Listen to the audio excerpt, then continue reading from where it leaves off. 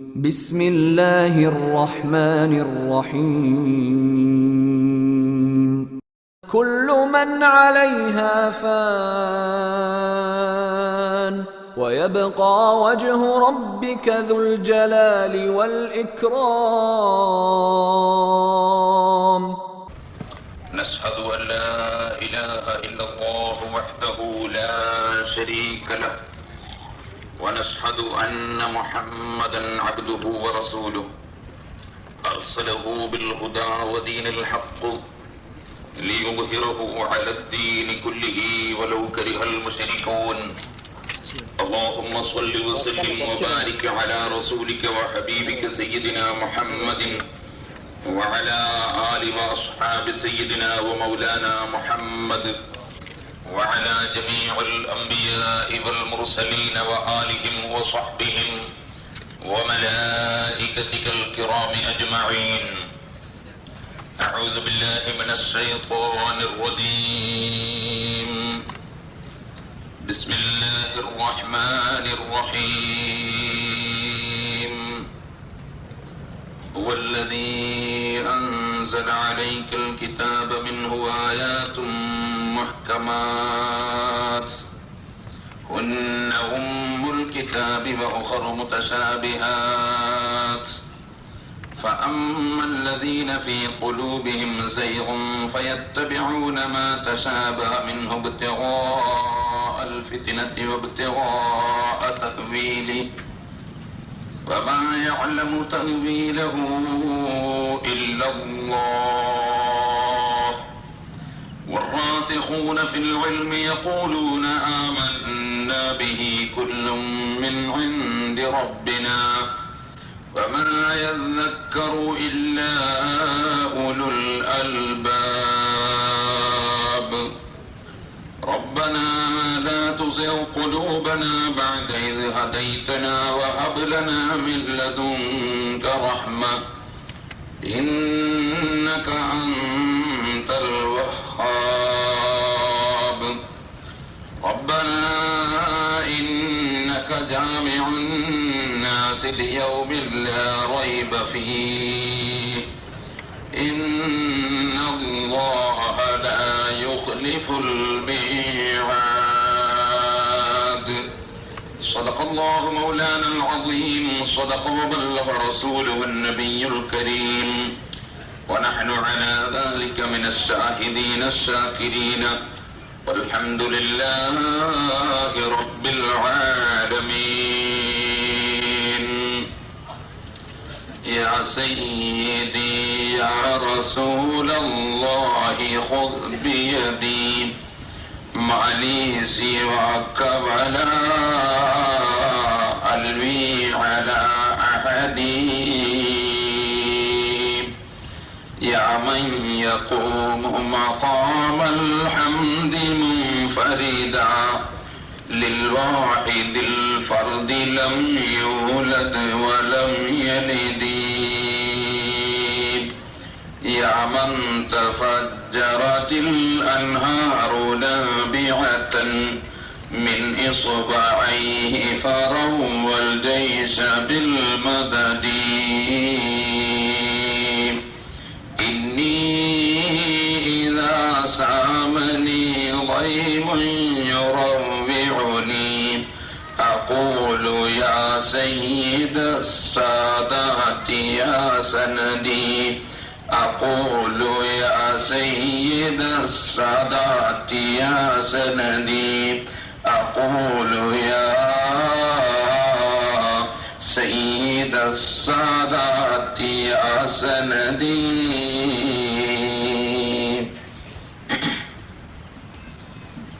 വന്യരായ പണ്ഡിതന്മാരെ, മാന്യ സഹോദരന്മാരെ, സുഹൃത്തുക്കളെ,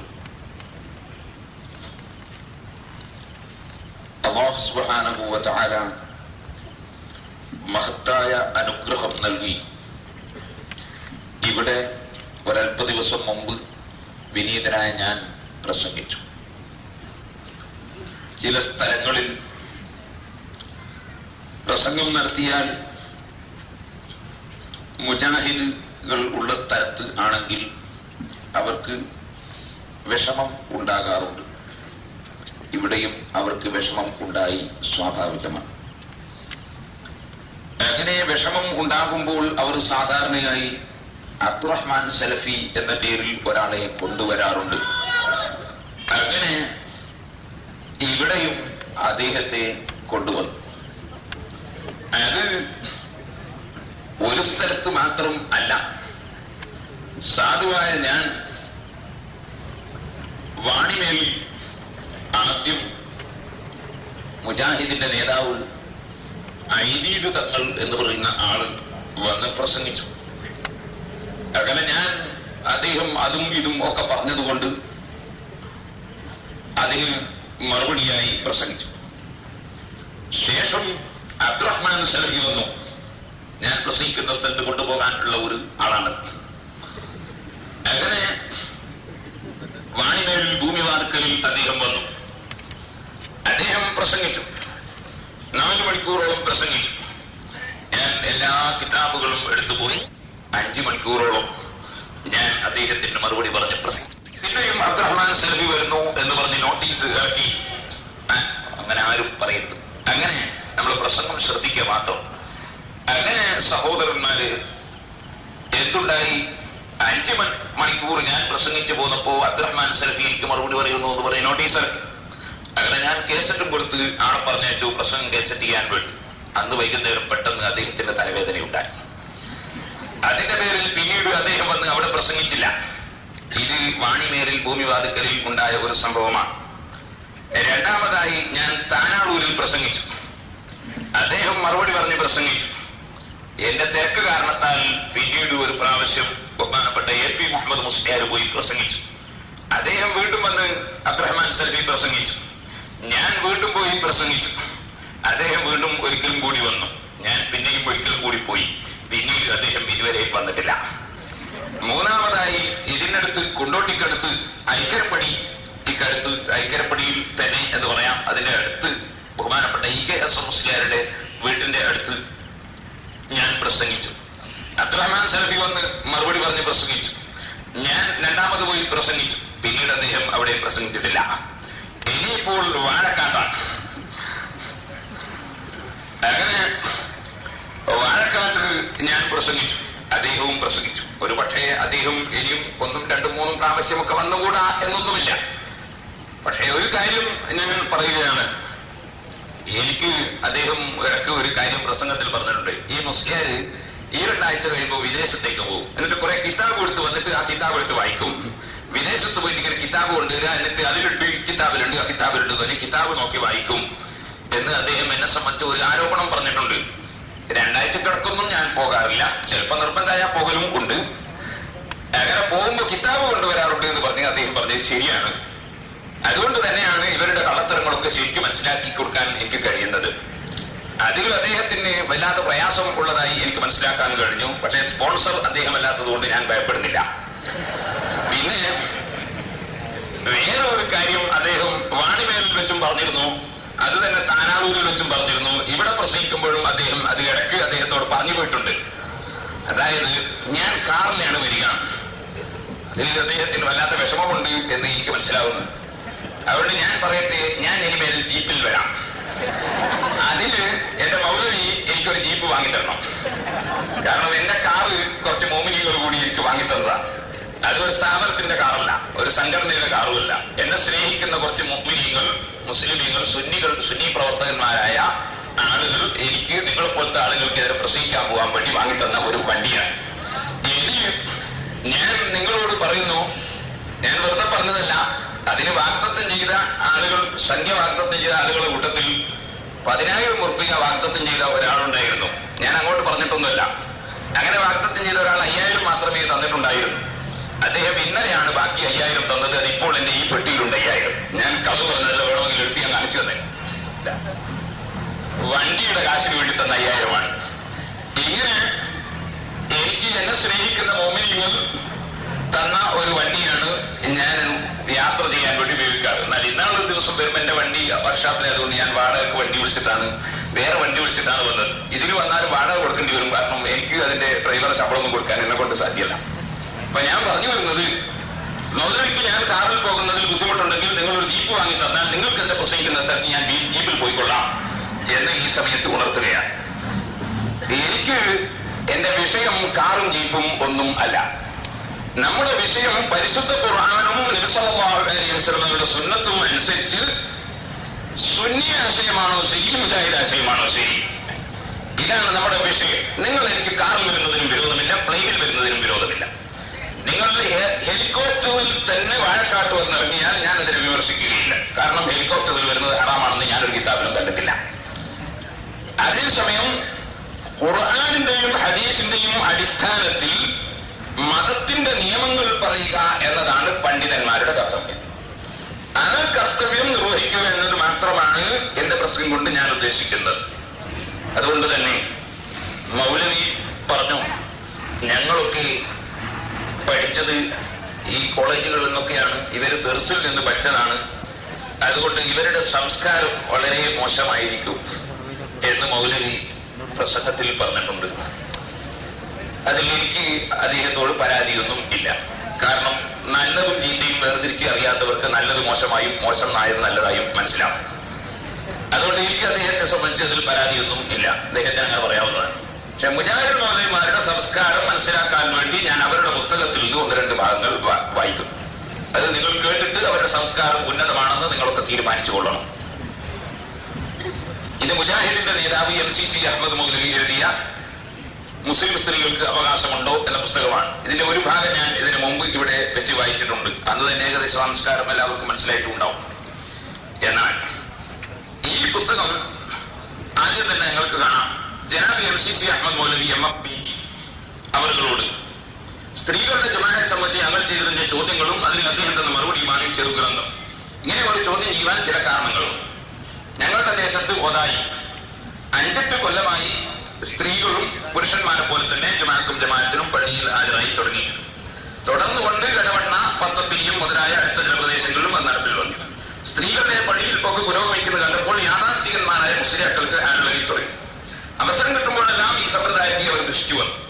വയതിന്റെ സദസ്സുകൾ കള്ളം കെട്ടി പറയുവാനും തോന്നിയതെല്ലാം പുലമ്പുവാനുമുള്ള രംഗങ്ങളാക്കി തീർത്തു. എന്നിങ്ങനെ പറഞ്ഞിട്ട് മുസ്ലിയാന്മാരെ ആക്ഷേപിച്ചുകൊണ്ട് എഴുതും.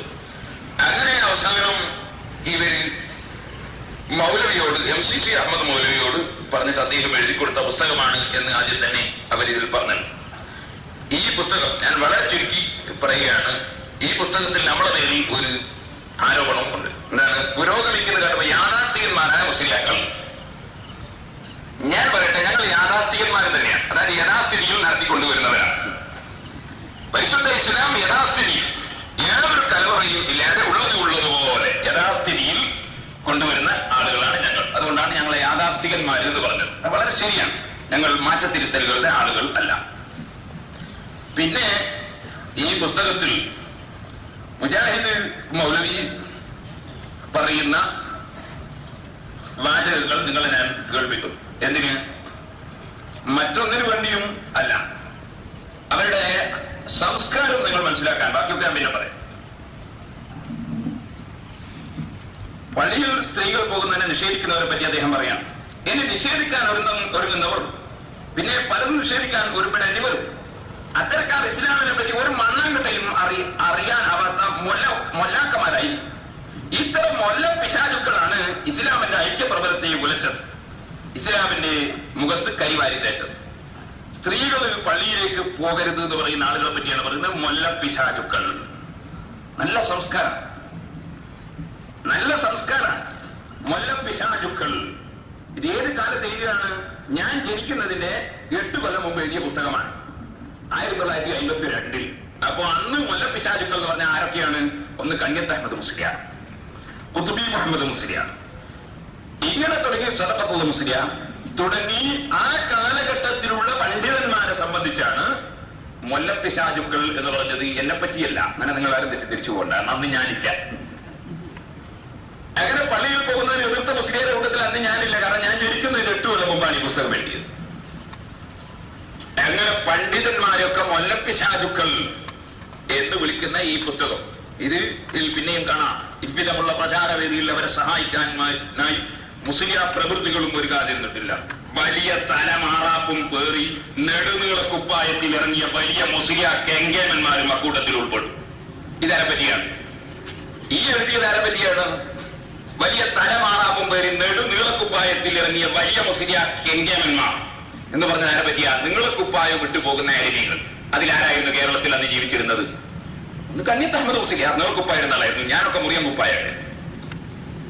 അതുപോലെ അന്ന് ജീവിച്ചിരുന്ന ഇ പി അബൂബക്കർ മുസ്ലിയാർ, അന്ന് ജീവിച്ചിരുന്ന വാണിയമ്പലം അബ്ദുറഹ്മാൻ മുസ്ലിയാർ, അങ്ങനെ തുടങ്ങി അന്നുള്ള അരിമീകളെ സംബന്ധിച്ചാണ് ഈ എഴുതിയിരിക്കുന്നത്. വലിയ തലമാറാപ്പും പേറി നെടുനീളക്കുപ്പായത്തിലിറങ്ങിയ വലിയ മുസ്ലിം കെങ്കേമന്മാരും അക്കൂട്ടത്തിൽ ഉൾപ്പെടും.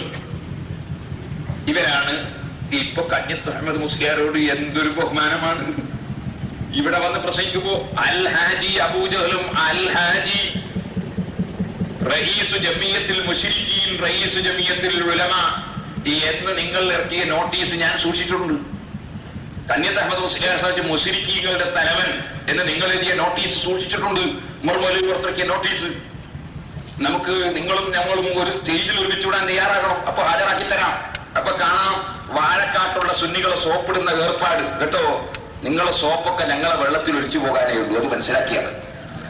ഇനി ഞാൻ പറയട്ടെ, ഈ പുസ്തകത്തിൽ ഇത് വലിയ ബഹുമാനമുള്ള പുസ്തകമാണ്. ഇതിൽ അദ്ദേഹം പറയുന്ന പെണ്ണുങ്ങൾ പള്ളിയിൽ പോയാൽ മാത്രം പോരാ, അത്തരം തട്ടിപ്പോകണം. അതും പോരാ, പുരുഷന്മാരെ കൂടെ തന്നെ നിൽക്കണം. അതും പോരാ, ഒതുവെടുക്കുമ്പോൾ അള്ളാഹുവിന് ശരീരം ഉണ്ട് എന്ന വിശ്വാസത്തിൽ നിന്നും അള്ളാഹുവിന് ശരീരത്തോട് തുടരുന്ന അവയവങ്ങൾ കൊണ്ട് എന്നൊക്കെ തോന്നിപ്പോകുന്ന വിശ്വാസത്തിൽ അള്ളാഹുവിനെ പരിശുദ്ധനാക്കുക. അള്ളാഹുവിന് അവയവങ്ങൾ ഇല്ല, ശരീരങ്ങൾ ഇല്ല എന്ന് വിശ്വസിക്കണം. തസ്ദീഖ് എന്ന് ഞാൻ പറഞ്ഞതുകൊണ്ട് ഉദ്ദേശം റസൂലുള്ള പറഞ്ഞതുകൊണ്ട് ഞാൻ വിശ്വസിച്ചിരിക്കുന്നു, എനിക്ക് അർത്ഥം അറിയില്ലെന്ന് മാത്രമേ ഉള്ളൂ എന്ന് മനസ്സിലാക്കുക.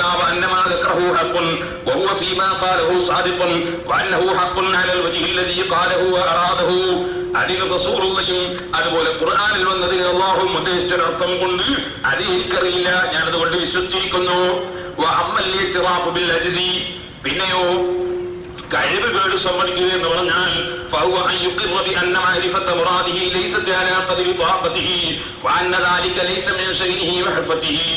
അവൻ സമ്മതിക്കലാണ്. അവന്റെ കഴിവുകൊണ്ട് ആ ഹദീസിന്റെ അർത്ഥം മനസ്സിലാക്കാൻ സാധ്യമല്ല, അവന്റെ കഴിവുകൊണ്ട് ആ ആയത്തിന്റെ അർത്ഥം മനസ്സിലാക്കാൻ സാധ്യമല്ല എന്ന് സമ്മതിക്കലാണ്. പിന്നെ അടങ്ങുക എന്ന് പറഞ്ഞതോ അതിന്റെ അർത്ഥം എന്താണ് എന്ന് ചോദിക്കാതിരിക്കലാണ്. അതിലവൻ കടക്കാതിരിക്കലുമാണ്. അവൻ മനസ്സിലാക്കലുമാണ്. അതിനെ സംബന്ധിച്ച് ചോദ്യം ചെയ്യുക എന്ന് പറയുന്നത് തന്നെ ഒരു പുത്തൻ ആചാരമാണ്, പുത്തൻ ചിന്താഗതിയാണ്.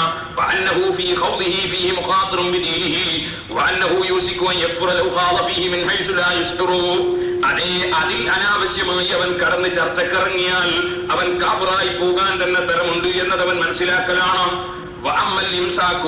പിന്നെ ഇംസാക്ക് എന്ന് പറഞ്ഞാൽ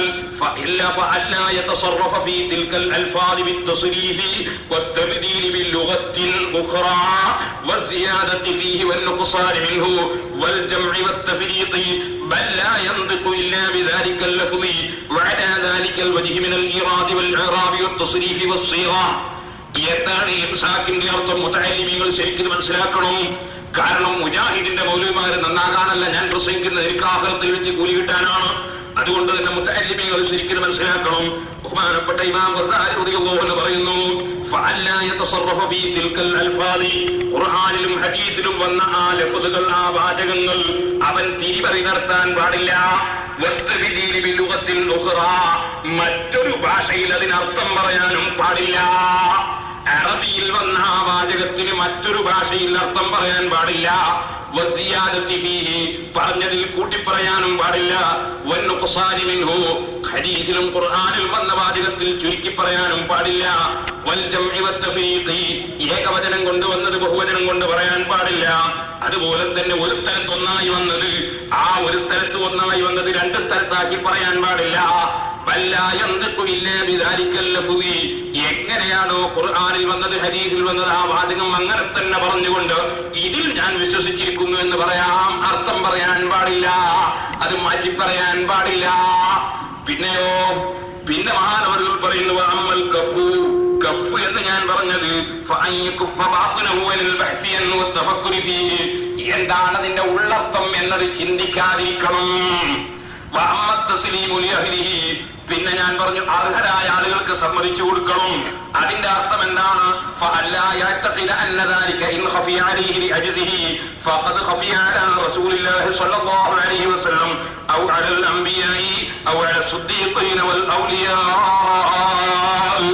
നമുക്കതിന്റെ അർത്ഥം തിരിഞ്ഞില്ല എന്നതുകൊണ്ട് റസൂലുള്ളാഹിക്ക് എന്താണ് പറഞ്ഞതെന്ന് തിരിഞ്ഞില്ല എന്ന് മനസ്സിലാക്കരുത്. അമ്പിയാക്കൾക്ക് തിരിഞ്ഞില്ല എന്ന് മനസ്സിലാക്കരുത്. സിദ്ദീഖീങ്ങൾ ഔലിയാക്കൾക്ക് തിരിഞ്ഞില്ല എന്ന് മനസ്സിലാക്കരുത്. നമുക്കത് തിരിയാനുള്ള യോഗ്യതയില്ല. തിരിയേണ്ടവർക്ക് തിരിഞ്ഞിട്ടുണ്ട്. എല്ലാവർക്കും തിരിയേണ്ടതില്ല. എല്ലാവർക്കും തിരിയേണ്ടതില്ല സഹോദരന്മാര്. പിന്നെയോ ഡോക്ടർമാരാണ്, ഡോക്ടർമാർക്ക് തിരിയണം ഞരമ്പിന്റെ കാര്യങ്ങൾ. രോഗി അതറിയേണ്ടതില്ല. രോഗി ചെയ്യേണ്ടത് ഡോക്ടർ നിർദ്ദേശിക്കുന്ന മരുന്ന് കഴിക്കലാണ്. ഇതുപോലെ തന്നെ ഓരോ രംഗത്തും ഇതാ കേസ് നടക്കുമ്പോൾ കേസിന്റെ നിയമവും കാര്യവുമൊന്നും കേസുകാരൻ അറിയേണ്ടതിൽ, അത് വക്കീലാണ് പഠിക്കേണ്ടത്. ഇതുപോലെ മനുഷ്യനെ സന്മാർഗത്തിലേക്ക് നയിക്കുന്ന ഔലിയാക്കൾ, സിദ്ദീഖീങ്ങൾ, അമ്പിയാക്കൾ മാത്രമേ അതറിയേണ്ടതുള്ളൂ. നിങ്ങൾ അതറിയേണ്ടതില്ല. അത് ഇമാം ഗസാലി വളരെ വിശദീകരിച്ച് പറഞ്ഞുകൊണ്ട് ഖുർആനിലെ ആയത്ത് അതിന് വ്യക്തമായ തെളിവ് ബഹുമാനപ്പെട്ടവർ പറയുന്നുണ്ട്. എന്നിട്ട് ബഹുമാനപ്പെട്ടവർ അത് വളരെ വിശദീകരിച്ചുകൊണ്ട് പറയുന്നു അൽ വദീഫത്തുൽ ഊലാ. ഞാൻ ആദ്യം പറഞ്ഞല്ലോ ശരീരമുണ്ടെന്നോ അവയവങ്ങളുണ്ടെന്നോ വിശ്വസിക്കാൻ പാടില്ലെന്ന്. അത് ഞാനൊന്ന് വിശദീകരിക്കട്ടെ. അതിന്റെ അർത്ഥം അന്നഹു ഇദാ സമിഅൽ യദ വൽ ഇസ്ബഅ, ഹദീസിലോ ഖുർആനിലോ അല്ലാഹുവിന് യദ് ഉണ്ട് എന്നറിയിക്കുന്ന വല്ല വാചകവും അവൻ കേട്ടാൽ, വൽ ഇസ്ബഅ, ഇസ്ബഅ എന്നത് കേട്ടാൽ അതിന്റെ നേരെ അർത്ഥം എന്താണ്? കൈന്നും വിരലിന്നും. അങ്ങനെ അർത്ഥം പറയരുത് കേട്ടോ, അത് പറയരുതെന്ന് നേരത്തെ പറഞ്ഞു. അങ്ങനെ ഇസ്ബഅ എന്നോ യദ് എന്നോ കേട്ടാൽ വഖൗലിഹി സ്വല്ലല്ലാഹു അലൈഹി വസല്ലം, അതുപോലെ തന്നെ അദ്ദേഹം ഒരാൾ കേട്ടാൽ നബി സ്വല്ലല്ലാഹു അലൈഹി വസല്ലം തങ്ങളുടെ വാക്ക് കേട്ടാൽ എന്താണത്? ബഹുമാനപ്പെട്ട ആദം നബി അലൈഹി സ്വലാത്തു വസ്സലാമിനെ സംബന്ധിച്ച് പറഞ്ഞ സ്ഥലത്ത് അൻത അബുന്നാസി ഖലഖല്ലാഹു ബിയദിഹി, ആദം നബി അലൈഹിസ്സലാമിനോട് അല്ലാഹു തആല നിങ്ങളെ പഠിച്ചിരിക്കുന്നു, ബിയദിഹി പഠിച്ചിരിക്കുന്നു. ഇവിടെ യദ് എന്ന് പറഞ്ഞാൽ അള്ളാഹിന്റെ കൈകൊണ്ട് പഠിച്ചിരിക്കുന്നു എന്ന് മുജാഹിദ് അർത്ഥം പറയും. അങ്ങനെ അർത്ഥം പറയാൻ പറ്റില്ലെന്നാണ് ഇമാം ഗസാലി റഹിമഹുല്ലാഹ് പറയുന്നത്. ഇവിടെ യദ് കൊണ്ട് പഠിച്ചു എന്ന് ഇവിടെ കാണുന്നു.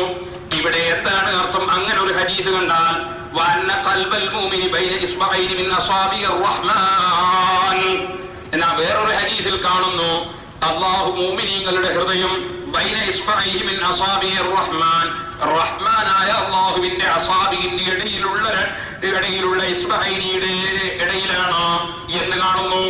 ഇവിടെ നേരർത്ഥം എന്താണ്? നേരർത്ഥം വെച്ച മുജാഹിദ് അർത്ഥം വെക്കുമ്പോൾ അർത്ഥം വെച്ച എന്തുണ്ടാകുക?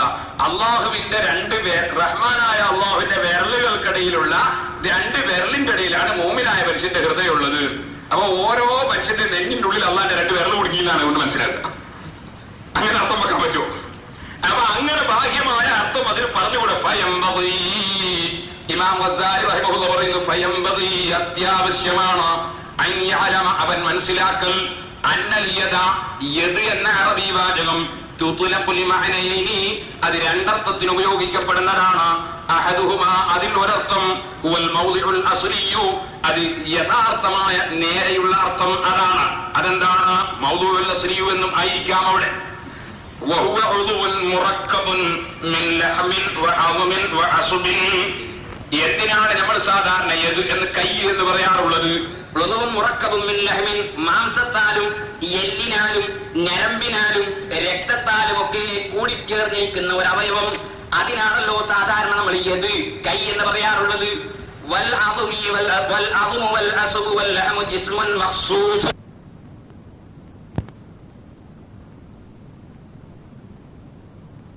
അപ്പൊ മാംസവും എല്ലും ഞരമ്പും ഒക്കെ കൂടിയത് ഒരു തടിയാണ്. വസിഫാത്തുൻ മഖ്സൂസത്തുൻ, അതൊരു പ്രത്യേക വിശേഷണവുമാണ്. ഞാനിവിടെ തടിയാണ് എന്ന് പറഞ്ഞുകൊണ്ട് ഉദ്ദേശിക്കുന്നത് ഇബാറത്തുൻ അൻ മിഖ്ദാരിൻ, ഒരു അളവിനെ സംബന്ധിച്ചാണ് അത് പറയുന്നത്. ലഹു തൂലിൻ, അതൊരു നീളമുണ്ട്, വഅറുൻ ഒരകലമുണ്ട്, വഉംകുൻ ഒരു ഘനമുണ്ട്. യംനഉ ഗൈറഹു മിൻ അൻ യൂജദ ബിഹൈസു ഹുവ ഇല്ലാ ബി അൻ യതഹല്ലു അൻ ദാലിക്കൽ മകാൻ, അതൊരു സ്ഥലത്ത് നിൽക്കുമ്പോ അതിനെ നീക്കാതെ മറ്റൊരു സാധനത്തിന് അവിടെ നിൽക്കാൻ കഴിയില്ല. അങ്ങനെ നീളവും ഘനവും വീതിയുമുള്ള ഒരു സാധനത്തിനാണ് തടി എന്ന് പറയുന്നത്. എന്റെ കൈ എന്ന് പറയാം. അപ്പൊ ഈ കൈ ഇത് ഇങ്ങോട്ട് നീങ്ങാൻ ഇവിടെ വേറെ നിൽക്കും, ഇവിടെ നിൽക്കാൻ കഴിയൂ സാധനത്തിന്? എന്റെ ഈ കൈ ഇവിടെ നീങ്ങാതെ ഈ സ്ഥലത്ത് വേറെ നിർത്താൻ കഴിയൂ? കഴിയില്ല. അങ്ങനെ നീളവും ഘനവും അതുപോലെ തന്നെ വീതിയും ഒക്കെ ഉള്ള സാധനത്തിനാണ് തടി എന്ന് പറയും. അപ്പൊ അങ്ങനത്തെ ഒരു തടിയാണ് അന്നം അവയവം എന്ന നിലക്ക് ഏത് കൈ എന്ന് പറഞ്ഞാൽ. എന്നാൽ ബഹുമാനപ്പെട്ടവർ പറയുന്നത് എന്നാൽ ഇതേ യദ് എന്ന പ്രയോഗം വാക്ക് തന്നെ യദ യദ് എന്ന പ്രയോഗം തന്നെ വേറെ ചില അർത്ഥത്തിന് ഉപയോഗിക്കും. അതൊരിക്കലും തടി എന്ന അർത്ഥത്തിലല്ല, അതിനും യദ് എന്ന് ഉപയോഗിക്കും. നമ്മൾ ഒരു രാജ്യം നേതാവിന്റെ കയ്യിലാണ്. വാഴക്കാട് എന്ന് പറഞ്ഞാൽ കന്യത്തിന്റെ കയ്യിലാണ് എന്ന് പറഞ്ഞാൽ കന്യത്തിന്റെ കയ്യിനുള്ളിൽ കൊണ്ടോ എന്നല്ല, അവിടെ അവയവം എന്ന അർത്ഥത്തിലേ അല്ല.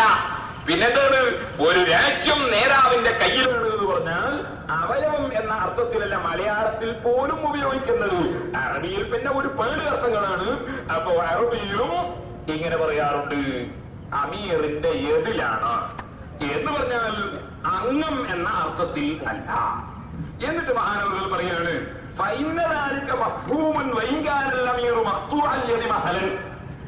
എത്രത്തോളം നേതാവിൽ രണ്ട് കയ്യും ഇല്ലെങ്കിലും ചിലപ്പം പറയും നേതാവിന്റെ കയ്യിലാരാജ്യം. കാരണം കൈ പിടിച്ചുള്ള അർത്ഥത്തിലല്ല. രണ്ട് കൈയില്ലാത്തവരെ പറ്റും പറഞ്ഞൂടെ നേതാവിന്റെ കയ്യിലാരാജ്യം? കൈയുണ്ടായിട്ട അവയവം ഉണ്ടായിട്ടല്ല. അപ്പൊ അവയവം എന്ന അർത്ഥത്തിലല്ലാതെ അധികാരത്തിന് കീഴിലാണ് എന്നതിനും നമ്മൾ മലയാളത്തിൽ കൈ എന്ന് ഉപയോഗിക്കുന്നത് പോലെ അറബിയിൽ യദ് എന്ന് ഉപയോഗിക്കാറുണ്ട്. നിങ്ങൾക്ക് മനസ്സിലാൻ വേണ്ടി ഞാൻ പറയും. ഞാൻ പറയുന്നത്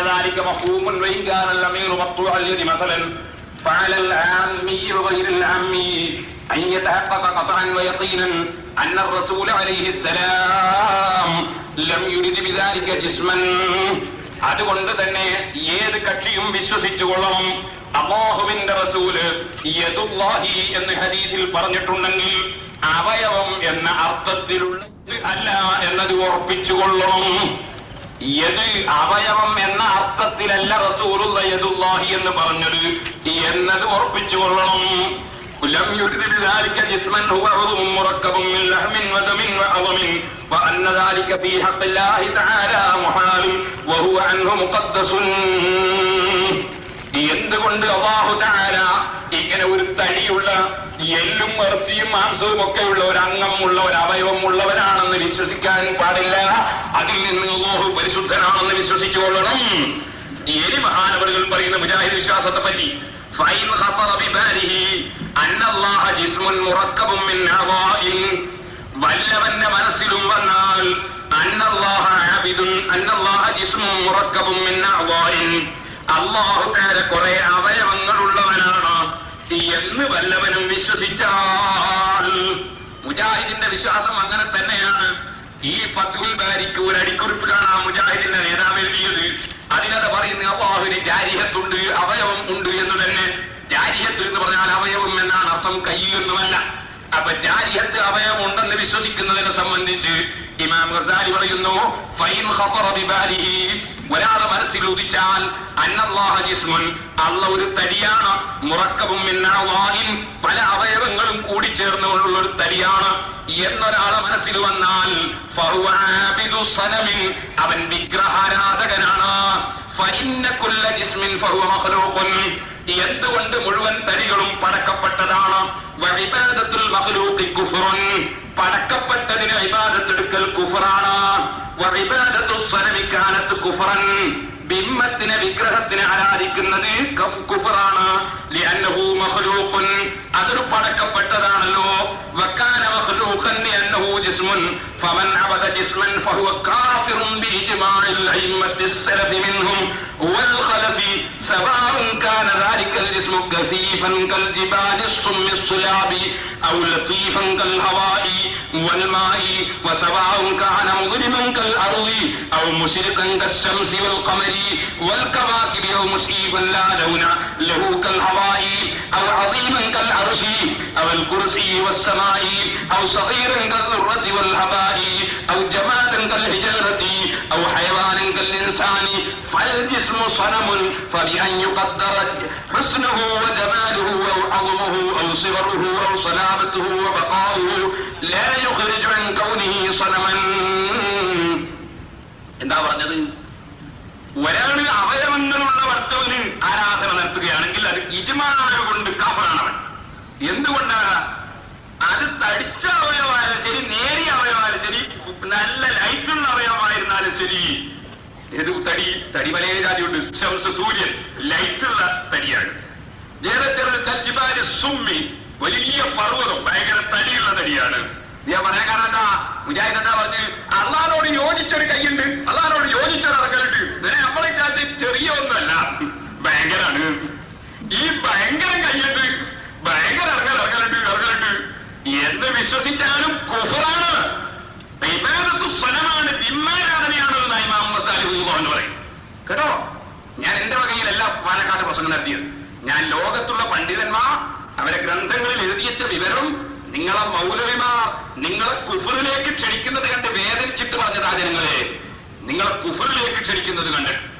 ഇനി ഞാൻ പറയട്ടെ, ബഹുമാനപ്പെട്ടവർ ഇങ്ങനെ വിശദീകരിച്ചിട്ട് അവസാനം പറയുന്നു, ومن نفى الجسمية عنه عن يده وإصبعه فقد نفى العضوية واللحم والعصب وقدس الرب جل جلاله عما يوجب الحدوث وليعتقد بعده أنه عبارة عن معنى من المعاني ليس بجسم ولا عرض في جسم يليق ذلك المعنى بالله تعالى فإن كان لا يدري ذلك المعنى ولا يفهم كنه حقيقته فليس عليه في ذلك تكليف أصلا فمعرفة تأويله ومعناه ليس بواجب عليه بل واجب عليه ألا يخوض فيه كما سيأتي. അപ്പൊ അള്ളാഹുവിന് അവയവങ്ങൾ ഇല്ല, അള്ളാഹുവിന് തടിയില്ല എന്നൊക്കെ വിശ്വസിച്ചുകൊണ്ട് അള്ളാഹുവിനെ വല്ലവനും പരിശുദ്ധനാക്കി. എന്നിട്ട് അവൻ പറഞ്ഞു, എന്ത് പറഞ്ഞു? യദുല്ലാഹി എന്ന് ഖുർആനിലുണ്ട്, അത് ഞാൻ വിശ്വസിച്ചിരിക്കുന്നു. അല്ലെ, യദുല്ലാഹി എന്ന് ഹദീസിലുണ്ട്, അത് ഞാൻ വിശ്വസിച്ചിരിക്കുന്നു. അതിന്റെ അർത്ഥം എനിക്കറിയില്ല എന്ന് പറയുകയും എന്നിട്ട് അദ്ദേഹം അതിന്റെ അർത്ഥം എന്താണെന്ന് ആലോചിച്ച് പോകാതിരിക്കുകയും ചെയ്താൽ അവൻ രക്ഷപ്പെട്ടു കഴിഞ്ഞു. കാരണം അതിന്റെ അർത്ഥം പഠിക്കൽ നിർബന്ധമുള്ള കാര്യമല്ല, അതിന്റെ അർത്ഥം പഠിക്കൽ ഇവന് പാടുള്ള കാര്യവുമല്ല. അപ്പോൾ ശരിക്കും മനസ്സിലാക്കി വെച്ചോ, പണ്ഡിതന്മാര് പറഞ്ഞതെങ്ങനെ? സലഫി പറഞ്ഞതുപോലെയല്ല. സ്വഹാബത്ത് പഠിപ്പിച്ചതും താബീങ്ങൾ പഠിപ്പിച്ചതും അതിന് അർത്ഥം പറയാനേ പാടില്ല, അർത്ഥം ചിന്തിക്കാനേ പാടില്ല. ഖുർആനിൽ മുത്തശാബിഹായ ആയത്തുണ്ട്, ഹദീസിൽ മുത്തശാബിഹായ ഹദീസുണ്ട്. അതിന്റെ നേരെ അർത്ഥം അതിന് വെക്കാൻ പാടില്ല, മറിച്ച് അതിന്റെ അർത്ഥം നമുക്കറിയില്ല. ഇനി ഞാൻ ഒന്നുകൂടി ആ വിഷയം വിശദീകരിക്കുന്നു. കാരണം മൗലവി വല്ലാതെ ജനങ്ങളെ പറ്റിക്കാനാണല്ലോ ശ്രമിച്ചത്. ഇത് ഈമാനിന്റെ വിഷയമാണ്, കാഫറായി ചത്തുപോകാൻ സാധ്യതയുള്ള വിഷയമാണ്. അതുകൊണ്ടാണ് ഞാൻ ഇത്ര ഗൗരവത്തിൽ പറയുന്നത്. നിങ്ങളെ പെണ്ണിനെ പള്ളിയിൽ കൊണ്ടുപോകുന്നത് പോലെയുള്ളൊരു വിഷയമല്ലിത്, അല്ലെങ്കിൽ കൈകെട്ടുന്നത് പോലുള്ളൊരു വിഷയമല്ലിത്. അതൊന്നും വിഷയം ഗൗരവമില്ലെന്നല്ല ഞാൻ പറഞ്ഞതിനർത്ഥം. ഇത് മനുഷ്യൻ കാഫറാവുകയും മുസ്ലിമാവുകയും ചെയ്യുന്നതിന്റെ മാനദണ്ഡം നിൽക്കുന്ന വിഷയമാണ് അല്ലാഹുവിനെ കുറിച്ചുള്ള വിശ്വാസം. ഈ വിശ്വാസത്തിലാണ് മുജാഹിദിന് ഏറ്റവും ഒന്നാമത്തെ അബദ്ധം പറ്റിയത്. അത് തന്നെയാണ് ജമാഅത്ത് ഇസ്ലാമിക്കാരനും പറ്റിയത്. അതുകൊണ്ട് പൂർവികരായ പണ്ഡിതന്മാർ അവരെ ഗ്രന്ഥങ്ങളിൽ ഇതിനെ സംബന്ധിച്ച് വിശദമായി വിശദീകരിച്ചതിൽ നിന്ന് സാധാരണക്കാരായ ജനങ്ങൾ ഒന്ന് മനസ്സിലാക്കാൻ വേണ്ടി ഞാൻ അല്പം വിശദീകരിക്കുന്നു. എയും കേട്ടോളൂ. ഇമാം നവവി റളിയല്ലാഹു അൻഹുവിന്റെ ശറഹുൽ മുഹദ്ദബിന്റെ 4-ാം വാല്യം 28-ാമത്തെ പേജിൽ പറയുന്നു, ഇവിടെ മൗലവി പറഞ്ഞ ഹദീസിനെ കുറിച്ച് യൻസിലു റബ്ബുനാ തബാറക വ തആല റവാഹുൽ ബുഖാരി വ മുസ്ലിം വഫീ ഹാദൽ ഹദീസ്, ഈ ഹദീസിലും വസിബിഹി മിൻ അഹാദീസ് സിഫാത്തി വആയാതിഹാ മദ്ഹബാനി മസ്ഹൂറാനി, ഈ ഹദീസിലും ഇതുപോലെ വന്ന ഖുർആനിലെ ആയത്തുകളിലും രണ്ട് അഭിപ്രായമാണ് പണ്ഡിതന്മാർക്കുള്ളത്. അഹദുഹുമാ, അതിലൊരു അഭിപ്രായം തജ്മീലുഹു അതിനെ വ്യാഖ്യാനിക്കലാണ് അലാമാ യലീഖു ബിസിഫാത്തില്ലാഹി സുബ്ഹാനഹു വതആല വതൻസീഹി മിനൽ ഇൻതിഖാലി. അല്ലാഹു തആല ഒരു സ്ഥലത്ത് നിന്ന് മറ്റൊരു സ്ഥലത്തേക്ക് നീങ്ങുന്നു എന്ന അർത്ഥം വരാത്ത നിലക്ക്, അല്ലാഹു ഇറങ്ങുന്നു എന്ന അർത്ഥം വരാത്ത നിലക്ക്, അതുപോലെ അല്ലാഹുവിനോട് യോജിച്ച നിലക്കുള്ള അർത്ഥം വെക്കലാണ്. ഏതുപോലെ യൻസിലു റബ്ബുന എന്ന് പറഞ്ഞാൽ അല്ലാഹുവിന്റെ മലക്ക് ഇറങ്ങുമെന്നാണ്, അല്ലെ മലക്കിനെ ഇറക്കുമെന്നാണ്.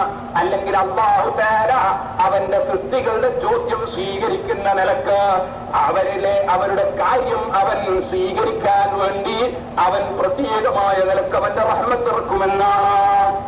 ഈ നിലക്കുള്ള അർത്ഥം വെക്കുകയാണെങ്കിൽ, ഇല്ലെങ്കിലോ വസ്താനി പണ്ഡിതന്മാർക്കിടയിലുള്ള രണ്ടാമത്തെ അഭിപ്രായം അതിന് തീരെ അർത്ഥം പറയാതിരിക്കുക. ഏതോടുകൂടി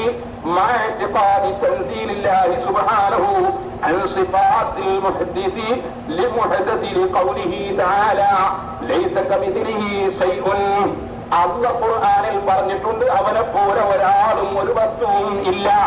അതുകൊണ്ട് അല്ലാഹു ഇറങ്ങുന്നവനല്ല. ഇറങ്ങുന്നവരാണെന്ന് പറയുമ്പോൾ സൃഷ്ടികളെ പോലെ ആയിപ്പോവും. അല്ലാഹു പറഞ്ഞിട്ടുണ്ട് അവനെ പോലെ ഒരു വസ്തുവും ഇല്ല. അതുകൊണ്ട് ഇറങ്ങുന്നവരെന്നോ കയറുന്നവരെന്നോ അല്ലാഹുവിനെ പറഞ്ഞതിന് അർത്ഥം വെച്ചുകൂടാ. ഇതാണ് സ്വഹാബത്തിന്റെയും താബീകളുടെയും അതുപോലെ അഖീദയുടെ പണ്ഡിതന്മാരിൽ ഒരു സംഘത്തിന്റെയും അഭിപ്രായം. എന്ന് പറഞ്ഞാൽ അതിന്റെ സാരം എന്താണ്? അയ്യുകാല പറയപ്പെടലാണ്, ലാ നഅലമു നമുക്കറിയില്ല, അൽ മുറാദ ബിഹാദാ ഈ ആയത്തിന്റെ അർത്ഥം ഉദ്ദേശം എന്താണെന്ന് നമുക്കറിയില്ല, ഈ ഹദീസിന്റെ അർത്ഥം എന്താണെന്ന് നമുക്കറിയില്ല. വലാകിൻ നുമിനു ബിഹി പക്ഷേ ആയത്തിലും ഹദീസിലും വന്നതൊക്കെയും നമ്മൾ വിശ്വസിക്കുന്നു. മഅതിഖാദിന നമ്മൾ വിശ്വസിക്കുന്നതോടുകൂടി അന്ന ബാഹിറഹു ഗൈറു മുറാദിൻ അതിന്റെ നേരർത്ഥം ഉദ്ദേശമല്ല. യൻസിലു എന്ന് പറഞ്ഞാൽ നേരർത്ഥം ഇറങ്ങുക എന്നാണ്, ആ അർത്ഥം ഉദ്ദേശമല്ല. യദ് എന്ന് പറഞ്ഞാൽ നേരർത്ഥം കയ്യ് എന്നാണ്, കയ്യ് എന്ന അർത്ഥം ഇവിടെ ഉദ്ദേശമല്ല. പിന്നെയോ വലഹു മഅനൻ യലീഖു ബില്ലാഹി തആല അല്ലാഹുവോട് യോജിക്കുന്ന ഒരർത്ഥം അതിനുണ്ട്, അത് നമുക്കറിയില്ല. ഇങ്ങനെ വെക്കലാണ് സ്വഹാബത്തിന്റെയും താബിഈങ്ങളുടെയും മുൻകാലത്ത് കഴിഞ്ഞു പോയവരുടെയും ആശയമെന്ന് ഇമാം നവവി റളിയല്ലാഹു അൻഹു ശറഹുൽ മുഹദ്ദബിന്റെ 4-ാം വാല്യം 408-ാമത്തെ പേജിൽ പറയുന്നു. ഇനിയും കേട്ടോ മൗലവിമാരെ, അല്ലാഹുവിന്റെ ദീന് പഠിച്ച പണ്ഡിതന്മാർ അവരെ ഗ്രന്ഥങ്ങളിൽ എഴുതി വെച്ചത് പഠിച്ചോ. ഇതാ കേട്ടോളൂ, ഇമാം റാസി റളിയല്ലാഹു അൻഹു തഫ്സീർ റാസിയുടെ 13-ാം വാല്യം 55-ാമത്തെ പേജിൽ പറയുന്നു, പടച്ചവൻ ഇറങ്ങുന്നു എന്ന വാദം ഇബ്രാഹിം നബിയുടെ പ്രതിപക്ഷത്തുള്ള മുശ്രിക്കീങ്ങളുടെ വാദമാണ്. ഇബ്രാഹിം നബിയെ തീയിലിട്ട നമ്രൂദും പാർട്ടിയും ഇല്ലേ, ആ നമ്രൂദിന്റെയും പാർട്ടിയുടെയും വിശ്വാസമാണ്, മുശ്രിക്കീങ്ങളുടെ വിശ്വാസമാണ് അല്ലാഹു തആല ഇറങ്ങുമെന്ന വാദം. ഇമാം റാസി പറയുന്നു കേട്ടോളൂ, ആ ലാ ഉഹിബ്ബുൽ ആഫിലീൻ എന്ന ആയത്ത് വിശദീകരിച്ചുകൊണ്ട് പറയുന്നു. ഏതായത്ത്? ഇബ്രാഹിം നബി അലൈഹി സ്വലാത്തു വസ്സലാം അതാ ചന്ദ്രനെ കണ്ടപ്പോൾ ചന്ദ്രനെ ചൂണ്ടിക്കാണിച്ചു കൊടുത്തുകൊണ്ട് അല്ലാഹുവല്ലാത്തതിനെ ആരാധിക്കുന്ന മുശ്രിക്കീങ്ങളെ പരാജയപ്പെടുത്താൻ വേണ്ടി, ശരിക്കവർക്ക് കാര്യം മനസ്സിലാക്കി കൊടുക്കാൻ വേണ്ടി ഇബ്രാഹിം നബി എന്ത് പറഞ്ഞു? അതാ റബ്ബി, ഈ ചന്ദ്രൻ എന്റെ റബ്ബാണ് എന്ന് പറഞ്ഞാൽ നിങ്ങൾ പറയും പോലെ ഞാൻ ഒന്ന് പറഞ്ഞിട്ട് അത് ശരിയല്ലാതെ തെളിയിച്ചു തരാമെന്നാണ് അതിനർത്ഥം. അങ്ങനെ ഹാദാ റബ്ബി, ഇതെന്റെ റബ്ബാണ് എന്ന് നമ്മൾ സങ്കല്പിക്കുക. അങ്ങനെ കുറച്ചു കഴിയുമ്പോ ചന്ദ്രൻ അങ്ങ് അസ്തമിച്ചു പോയി. ഇബ്രാഹിം നബി എന്ത് പറഞ്ഞു? എന്തപ്പ ഈ അസ്തമിച്ചു പോകുന്ന ചന്ദ്രൻ അത് ഇലാഹാകാൻ, പടച്ചവനാകാൻ, ആരാധിക്കപ്പെടാൻ അർഹതയുള്ളതല്ല. കുറച്ചു കഴിയുമ്പോ സൂര്യൻ വന്നു. സൂര്യനെ പറ്റി ഹാദാ റബ്ബി ഹാദാ അക്ബർ, സൂര്യൻ വലിയതാണെന്ന് ഇതാ റബ്ബ് വെക്കുക. കുറച്ചു കഴിയുമ്പോ സൂര്യനും അസ്തമിച്ചു പോയി. അപ്പൊ പറഞ്ഞ് അസ്തമിക്കുന്ന സാധനം റബ്ബാകാൻ പറ്റില്ല. ഇത് ഖുർആൻ എടുത്ത് ഉദ്ധരിച്ചിട്ടുണ്ട്, ലാ ഉഹിബ്ബുൽ ആഫിലീൻ, അസ്തമിക്കുന്ന സാധനത്തെ റബ്ബായി ഞാൻ ഇഷ്ടപ്പെടുന്നില്ല. ഇവിടെ ശരിക്കും മനസ്സിലാക്കണം ചെറുപ്പക്കാരെ, ഇവിടെ മുജാഹിദിന്റെ മൗലവിമാരെ ക്ലാസ് കേൾക്കുന്ന എന്റെ ചെറുപ്പക്കാരായ കുട്ടികളില്ലേ, നിങ്ങളും ശരിക്കും മനസ്സിലാക്കി വെച്ചോ. ഇമാം റാസി പറയുന്നു, ലാ ഉഹിബ്ബുൽ ആഫിലീൻ എന്ന ആയത്തിന്റെ തഫ്സീർ ഇവിടെ ഉണ്ടല്ലോ. അതുകൊണ്ട് അള്ള തടിയല്ല എന്ന് ഈ ആയത്ത് അറിയിക്കുന്നു. എന്റെ രണ്ടാമത് പറഞ്ഞുതരാം.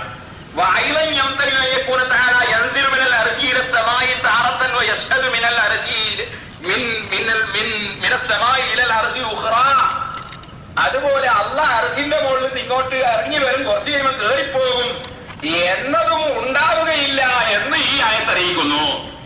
എന്തുകൊണ്ട് പറഞ്ഞുതരാം.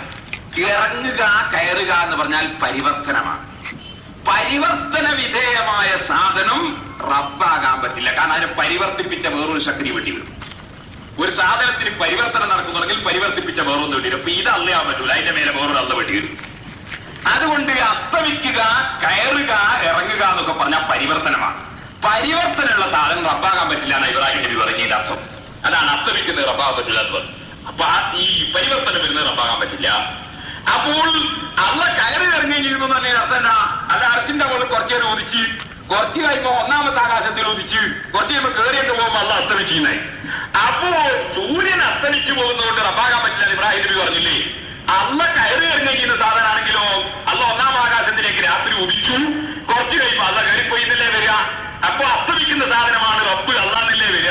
അസ്തമിക്കുന്ന സാധനം റബ്ബാകാൻ പറ്റില്ല എന്നുള്ള ഖുർആനിൽ പഠിപ്പിച്ചതല്ലേ, ഇബ്രാഹിം നബി പറഞ്ഞതല്ലേ. ഇതാണ് ഇമാം റാസി പറയുന്നത്. അള്ള കയറുകയും പറയുകയും ചെയ്യുമെന്ന് പറഞ്ഞാൽ അസ്തമിക്കുന്നതും പോലെയായി. അതായത് പരിവർത്തനം വന്നുപോയി. പരിവർത്തനം വരുന്നത് റബ്ബയാകാൻ പറ്റില്ല. അപ്പൊ അള്ളാഹുവിന് പരിവർത്തനമില്ല, പരിവർത്തനം അള്ളയാൻ പറ്റില്ല. അള്ള കയറുകയും പരിവർത്തനമാണ്. പരിവർത്തനമുള്ളത് അള്ളാഹുവാകാൻ പറ്റില്ല. ഈ ഇമാം റാസി തഫ്സീർ റാസിയുടെ 13-ാം വാല്യം 55-ാം പേജിൽ രേഖപ്പെടുത്തി. ഇനി നിങ്ങൾക്ക് കേൾക്കണം മുജാഹിദേ, അവളേമാരെ ശരിക്കും മനസ്സിലായിക്കോ.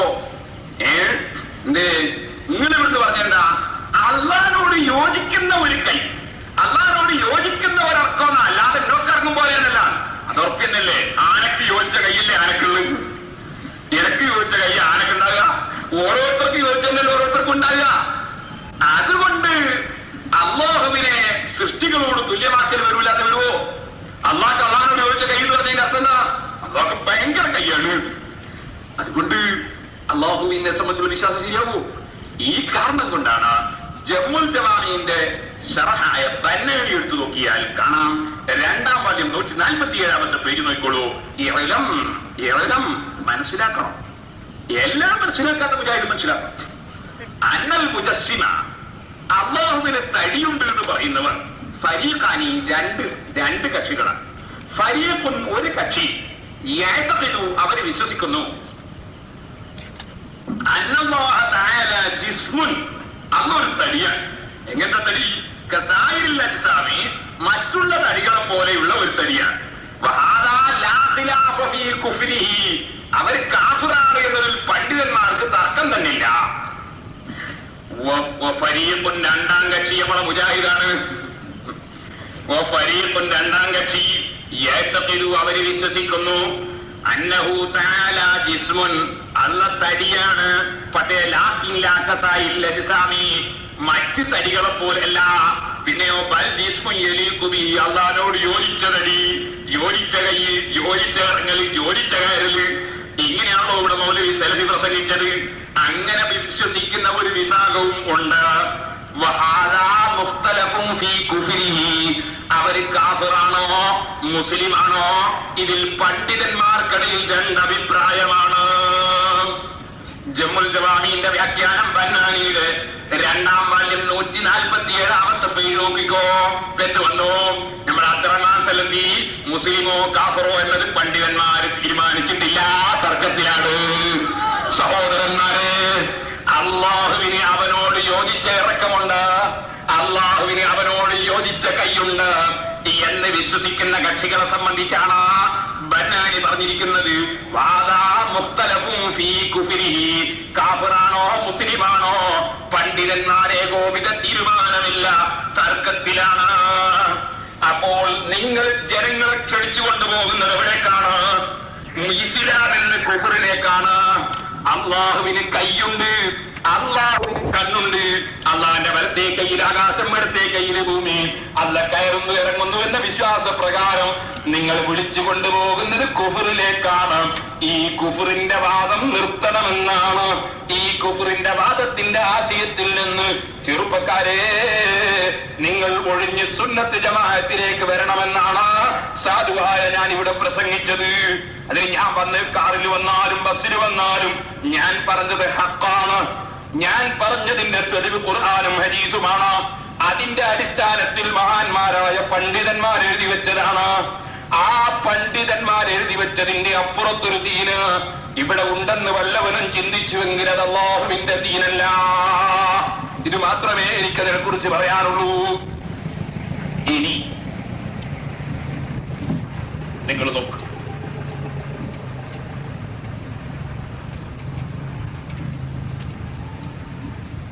സഹോദരന്മാർ മനസ്സിലാക്കും. ഈ വിഷയം ഞാൻ അവിടെ വെക്കുന്നു. ഇനി വേണ്ടി വന്നാൽ നമുക്ക് പിന്നീട് പറയാം. രണ്ടാമത് മൗലവിക്ക് ഏറ്റവും വിഷമുണ്ടായത് എന്താണ്? ഞാൻ ഇബ്നു തൈമിയ്യയാണ് അമ്പിയാക്കളെയും ഔലിയാക്കളെയും വിളിച്ചാൽ തെറ്റാണ്, കാഫിറായി പോകുമെന്ന് ആദ്യമായി പറഞ്ഞത്. അതിന് മുമ്പ് ഒരൊറ്റ പണ്ഡിതനും പറഞ്ഞിട്ടില്ല എന്ന് ഇമാം സുബ്കി റളിയല്ലാഹു അൻഹു അവിടുത്തെ ശിഫാഉസ് സഖാമിന്റെ 133-ാമത്തെ പേജിൽ പറഞ്ഞത് ഞാനിവിടെ വായിച്ചു. ആ ഇമാം സുബ്കി റളിയല്ലാഹു അൻഹു 133-ാമത്തെ പേജിൽ, അത് ഈ അടുത്ത കാലത്ത് SSFന്റെ പ്രസിഡന്റ് ഒന്നുമല്ല, ഇമാം സുബ്കി റളിയല്ലാഹു അൻഹു അതേ ഇബ്നു തൈമിയ്യയുടെ കാലക്കാരൻ തന്നെയാണ്. അന്ന് തന്നെ അദ്ദേഹത്തിനെതിരെ എഴുതിയ കിതാബാണ് ശിഫാഉസ് സഖാം ഫീ സിയാറത്തി ഖൈറിൽ അനാം, രോഗശമനം. രോഗശമനം എന്ന കിതാബിന് പേര് കൊടുത്തു. കാരണം ഇബ്നു തൈമിയ്യക്ക് സൂക്കേടാണ്. സൂക്കേടിനെ ചികിത്സിക്കാൻ വേണ്ടി എഴുതിയൊരു ഗ്രന്ഥം അതാണ് ശിഫാഉസ് സഖാം ഫീ സിയാറത്തി ഖൈറിൽ അനാം, ഇമാം സുബ്കി റളിയല്ലാഹു അൻഹു കിതാബിൽ. ആ കിതാബിൽ ഇമാം സുബ്കി റളിയല്ലാഹു അൻഹു പറഞ്ഞു, ഞാൻ മുമ്പ് വായിച്ചു കേൾപ്പിച്ചു. എന്താ പറഞ്ഞത്? അന്നഹു യജൂസു വയഹ്സുനു അത്തവസ്സുൽ വൽഇസ്തിഗാസതു വത്തശഫഉ ബിന്നബി സ്വല്ലല്ലാഹു അലൈഹി വസല്ലം. അറിയണം, നിശ്ചയമായും അല്ലാഹുവിന്റെ റസൂലിനെ ഇടയാളനാക്കിയും നബിയോട് നേരിട്ടും സഹായം ചോദിക്കുന്നത് പുണ്യകർമ്മമാണ്, അനുവദനീയമാണ്. വജവാസു ദാലിക വഹുസ്നുഹു മിനൽ ഉമൂരിൽ മഅലൂബത്തി ലികുല്ലി ദീ ദീനിൻ المعروفة من فعل الأنبياء والمرسلين وسير السلف الصالحين والعلماء والعوام من المسلمين. ഒന്നവിടെ മാറി എന്നിട്ട് സൈഡൂർക്കുക. എന്തുകൊണ്ട്? അതനുവദനീയമാണെന്ന വിഷയം, അത് പുണ്യകർമ്മവുമാണെന്ന വിഷയം. അല്ലാഹുവിന്റെ റസൂലിനെ വിളിച്ച് സഹായം ചോദിക്കുന്നതും നബി തങ്ങളെ ഇടയാളനാക്കി അല്ലാഹുവിനോട് ചോദിക്കുന്നതും അതനുവദനീയവും പുണ്യകർമ്മവുമാണെന്ന വിവരം ലോകത്ത് ദീനുള്ള എല്ലാ കക്ഷികൾക്കും അറിയപ്പെട്ടതാണ്. അൽ മഅറൂഫത്തി മിൻ ഫിഇലിൽ അംബിയാഇ വൽ മുർസലീൻ, അംബിയാക്കളും മുർസലീകളും ചെയ്ത പണിയാണ്. വസീരി സലഫി സ്വാലിഹീൻ, സജ്ജനങ്ങളായ മുഴുവൻ ആളുകളും ചെയ്ത പണിയാണ്. വൽ ഉലമായി, സർവ പണ്ഡിതന്മാരും എടുത്ത പണിയാണ്. വൽ അവാമി മിനൽ മുസ്ലിമീന, മുസ്ലിമീങ്ങളിലുള്ള സാധാരണക്കാരും ചെയ്ത പണിയാണ്. ലോകത്ത് എല്ലാ അമ്പിയാക്കളും മുർസലീകളും അലിമീങ്ങളും സാലിഹീങ്ങളും സാധാരണക്കാരും എല്ലാവരും നബിയെ വിളിച്ച് സഹായം ചോദിച്ചിട്ടുണ്ട്. നബിയെ വിളിച്ച് സഹായം ചോദിക്കുന്നത് പുണ്യകർമ്മമാണെന്ന് വിശ്വസിച്ചിട്ടുണ്ട്. എന്നിട്ട് ഇമാം സുബ്കി റളിയല്ലാഹു അൻഹു പറയുന്നു, വലം യുൻകിർ അഹദുൻ ദാലിക മിൻ അഹ്ലിൽ അദിയാൻ, മതബോധമുള്ള മതക്കാരനായ ഒരൊറ്റ മനുഷ്യനും അതിനെ ചോദ്യം ചെയ്തിട്ടില്ല. വലാ സുമിഅ ബിഹി ഫീ സമനിൻ മിനൽ അസ്മാൻ, ഒരൊറ്റ കാലത്തും, ഒരു നബിന്റെ കാലത്തും ഒരു മഹാന്റെ കാലത്തും നബിയെ വിളിച്ച് സഹായം ചോദിച്ചുകൂടെന്ന് ഒരു കാലത്തും ഒരു പ്രശ്നം ഒരാളും ഉന്നയിച്ചതായി കേട്ടിട്ടില്ല. ഹത്താ ജാഅ ഇബ്നു തൈമിയ്യ, ഇബ്നു തൈമിയ്യ വരുന്നത് വരെ فتكلم في ذلك بكلام يلبس فيه على الضعفاء الأغمار. ഇബ്നു തൈമിയ്യ വന്നിട്ട് മൂഢന്മാരായ, ദുർബലരായ, വിവരമില്ലാത്തവരായ ചില ആളുകളെ ആശയക്കുഴപ്പത്തിലാക്കുന്ന ചില വർത്തമാനം അദ്ദേഹം പറഞ്ഞു.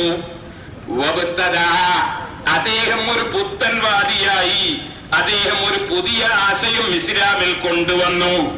മാലം യുസ്ബഖ് ഇലൈഹി ഫീ സാഇരിൽ അസാർ. മുമ്പ് കാലത്ത് ഒരു നബിന്റെ കാലത്തും ഒരു സഹാബിന്റെ കാലത്തും ഒരു പണ്ഡിതന്റെ കാലത്തും ഇല്ലാത്ത ഒരാശയം അദ്ദേഹം ദീനിൽ കടത്തിക്കൂട്ടി. അദ്ദേഹം ഒരു പുത്തൻവാദിയായി, ഒരു മുബ്തദിയായി. ഇമാം സുബ്കി റളിയല്ലാഹു അൻഹു വളരെ വ്യക്തമായി അവിടുത്തെ ശിഫാഉ സഖാം ഫീ സിയാറത്തി ഖൈരിൽ അനാം എന്ന കിതാബിന്റെ 133-ാമത്തെ പേജിൽ എഴുതി രേഖപ്പെടുത്തി വെച്ചു.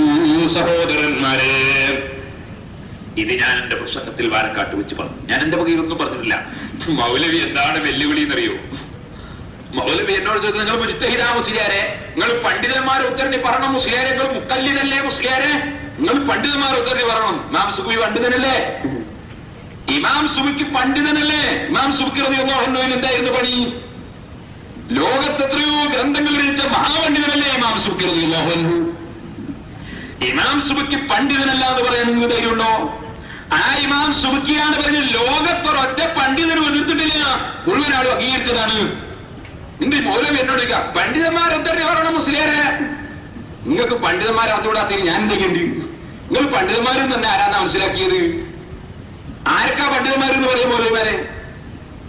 എന്നിട്ടോ വെല്ലുവിളിക്കാം. അതിനെന്താ വലിയ വിഷമമുള്ള കാര്യമാണ്.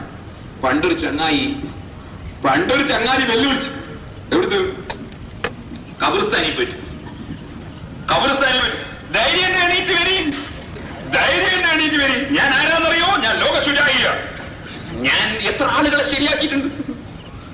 എന്ത് സുഖാണ് കബർസ്ഥാനിലെ വെല്ലുവിളിക്കേണ്ടതാണെന്നോ മൗലവി? ഞാൻ പറഞ്ഞുതരാം. വെല്ലുവിളിക്കേണ്ടത് കോഴിക്കോട് മാർക്കറ്റിലും അതുപോലെ മലപ്പുറം മാർക്കറ്റിലും മഞ്ചേരി മാർക്കറ്റിലും ഒക്കെ ഉണ്ടാവും നല്ല ഇറച്ചി നോക്കുന്ന ആളുകൾ, നല്ല മാംസങ്ങനെ നോക്കുന്ന ആളുകളുടെ നല്ല കത്തിയും വെച്ചിട്ട് മുന്നിൽ ഒരു വിരൽ പോലത്തെ സാധനം വെച്ച് ഇങ്ങനെ മുറുക്കുന്നതാണ്. അവരെടുത്ത് പോയിട്ടാ വെല്ലുവിളിക്കുന്നത്. ധൈര്യം എന്റെ പേര് വെല്ലുവിളി എന്ത് ചോറുണ്ടാവും. അതുപോലെ മൗലവിയോട് എനിക്ക് പറയാനുള്ളത്, ഖബർസ്ഥാനിയെ പോലെ ഞങ്ങൾ ഇല്ലാത്ത സ്ഥലത്ത് നല്ല വെല്ലുവിളിക്കുണ്ട്. വെല്ലുവിളിക്കുന്ന മൗലവി ഉണ്ടോ? വന്നോ സ്റ്റേജിലേക്ക്, വെല്ലുവിളിച്ചോ, യാതൊരു വിരോധമില്ല.